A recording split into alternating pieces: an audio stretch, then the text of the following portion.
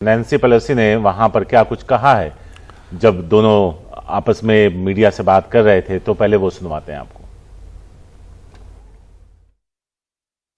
43 years ago, with the Taiwan Relations Act, America made a bedrock promise to always stand with Taiwan. And on this strong foundation, we have built a thriving partnership, grounded in our shared values of self-government and self-determination, focused on our mutual security interests in the region and across the world, committed to the economic ties that power prosperity for all of our people. Today, our delegation, of which I'm very proud, came to Taiwan to make unequivocally clear we were proud of our enduring friendship. And may I mention, they're all co-chairs of this delegation. Uma, एक बार फिर से हम लोग जरा वापस लौटते हैं और समझते हैं आपसे कि आखिर कॉन्फ्लिक्ट क्या है। जी देखिए, कॉन्फ्लिक्ट तो यही है कि चीन जो है वो ताइवान को अपना हिस्सा मानता है, उस पर अपना दावा जताता है, लेकिन ताइवान जो है वो एक सेल्फ रूल वाला देश है और अमेरिका जैसे देशों का जो साथ है वो ताइवान को मिला हुआ है। और इसी के पीछे जो है वो सामरिक महत्व की बात आती है, क्योंकि चीन जो है वो पूरे साउथ चाइना सी में अपना आधिपत्य चाहता है और वो अपने रूल्स रेगुलेशंस के तहत जो है वो दुनिया के देशों के जहाज़ को या बाकी जो मिलिट्री प्रेजेंस है उसको वो नापसंद करता है, अपने रूल्स लगाना चाहता है वहाँ पर। और इसको लेकर दुनिया की बहुत सारी जो शक्तियाँ हैं वो एकजुट हैं। ताइवान बहुत एक छोटा सा देश है, लेकिन उसकी जो भौगोलिक स्थिति है वो इस तरह की है जो जहाँ एक फुटहोल्ड रखकर अमेरिका जैसा देश जो है वो जो चीन है उसको काफ़ी हद तक कंट्रोल कर सकता है, और यही बात चीन को नागवार गुजरती है। इसलिए जब ये नैन्सी पेलोसी के दौरे की बात हुई तो चीन लगातार जो है वो अमेरिका को आगाह करता रहा कि इस तरह के दौरे ना हों, क्योंकि ये जो वन चाइना पॉलिसी है उसके ऊपर एक चोट होगी, जिस वन चाइना पॉलिसी को अमेरिका भी मानता है। लेकिन अमेरिका का ये कहना है कि जिस तरह से लोकतांत्रिक एक देश है ताइवान और जिस तरह की धमकी चीन की तरफ से लगातार उस देश को मिलती रही है वो उसके खिलाफ है और इसलिए वो ताइवान के साथ खड़ा रहेगा। और जैसा कि अभी संबोधन में भी हमने सुना, जो 43 साल पहले जो ताइवान लॉ जो था, जो एक सहमति है ताइवान और अमेरिका के बीच, उसकी दुहाई दे रही थी नैन्सी पेलोसी। और उन्होंने कहा कि एक मजबूत रिश्ता है ताइवान के साथ अमेरिका का, वो मजबूत बना रहेगा और अमेरिका जो है ताइवान के साथ खड़ा रहेगा।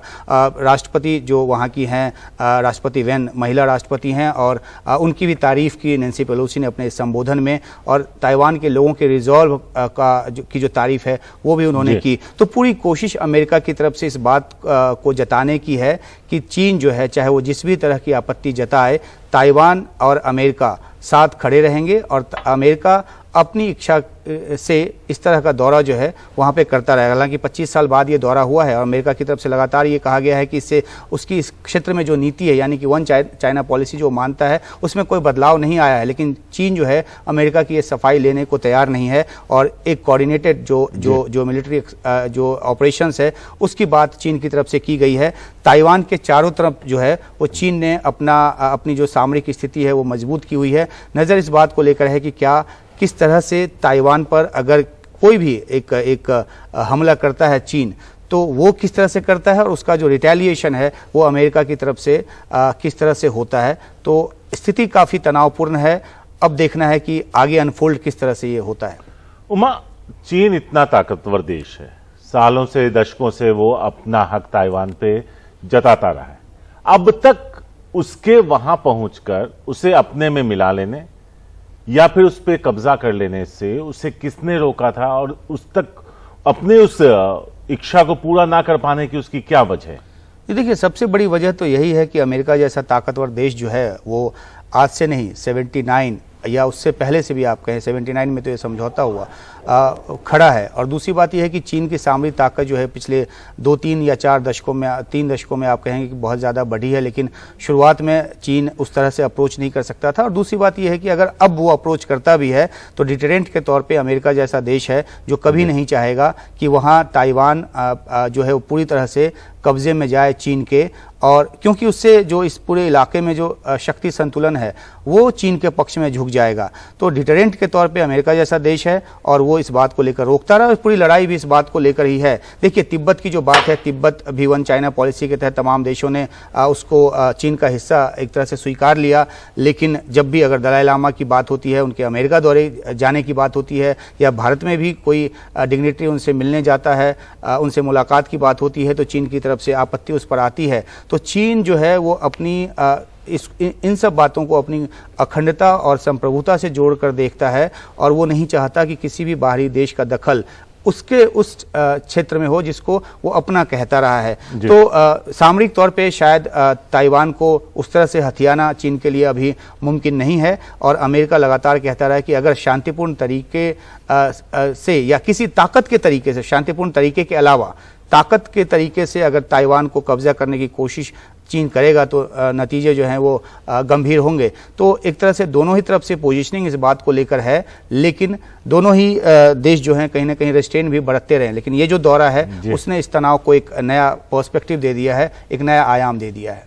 उमा, अगर देखें जब भी दुनिया में लड़ाई हुई है, पहला विश्व युद्ध और दूसरे विश्व युद्ध को छोड़ दें, कभी भी दो बराबर के लोगों में टक्कर नहीं होती है। अभी आप वो कैनेडी का एक वो कोट भी कर रहे थे स्टेटमेंट, यहां पे होता यही रहेगा, क्योंकि हमेशा जो लड़ाई होती है वो जुबानी होती है, क्योंकि सब अगर आप एक दूसरे के टक्कर के हैं तो फिर उसका खामियाजा पूरी दुनिया भुगतेगी अगर ये दोनों आमने सामने आकर भिड़ जाते हैं तो।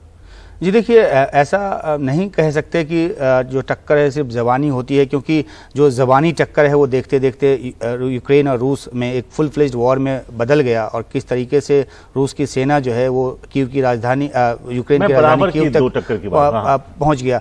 दूसरी नहीं, वहां पे भी ऐसा था कि जो नेटो जो कंट्रीज हैं, जो खासतौर पे जो अमेरिका है, वो भी यूक्रेन के साथ जो है वो अपने आप को खड़ा दिखाता रहा, और तमाम जो सामरिक मदद है वो भी पहुंच रही है। एक होता है कि किस हद तक कोई रिस्ट्रेन बरतता है। चीन, ऐसा लग रहा था जिस तरह के बयान चीन की तरफ से आ रहे थे कि शायद वो रिस्ट्रेन ना बरते इस बार, और अभी भी उस तरह के बयान आ रहे हैं। हालांकि कई जो जानकार हैं वो ये भी कह रहे हैं कि थोड़ा सा टोन डाउन कर रहा है चीन अपने आप को, क्योंकि अगर कोई एक कदम ऐसा उठाता है तो उसको इस बात का भी अंदेशा है कि रिटेलिएशन होगा और मामला जो है वो हाथ के बिल्कुल बाहर चला जाएगा। तो हर तरह का कैलकुलेशन करके ही कोई भी मुल्क जो है वो युद्ध जैसे युद्ध जैसी स्थिति में जाता है। हो सकता है कोई कैलकुलेशन चल रहा हो कि किस तरह से कहां चोट करें, कि ये वो जैसे अमेरिका ने इस दौरे के जरिए एक अपना रिजॉल्व दिखा दिया कि वो ताइवान के साथ खड़ा है। ये डिप्लोमेटिक तरीका है, इसमें मिलिट्री जो ऑपरेशन है वो इन्वॉल्व नहीं है। लेकिन क्या चीन भी इसी तरीके का कोई डिप्लोमेटिक तरीका अपनाता है जिसमें वो अपना हाथ ऊपर दिखा सके, या फिर वो मिलिट्री ऑप्शन के लिए ही जाता है? बयानात इस तरह के आ रहे हैं कि मिलिट्री ऑपरेशन करेंगे, लेकिन वो किस तरह का ऑपरेशन होता है, कितना नुकसान पहुंचाने की कोशिश होती है, और अमेरिका रिटेलिएट किस तरह से करता है ताइवान की तरफ से, ये देखने की बात होगी। तो अभी बहुत तनाव की स्थिति बनी हुई है। आगे क्या होगा ये अभी अंदाजा लगा पाना मुश्किल है थोड़ा। शुक्रिया उमा इस पूरी चर्चा में भाग लेने के लिए और बताने के लिए कि आखिर क्या कुछ रही है ताइवान, चीन और अमेरिका में आपस में जो टसल है उसकी।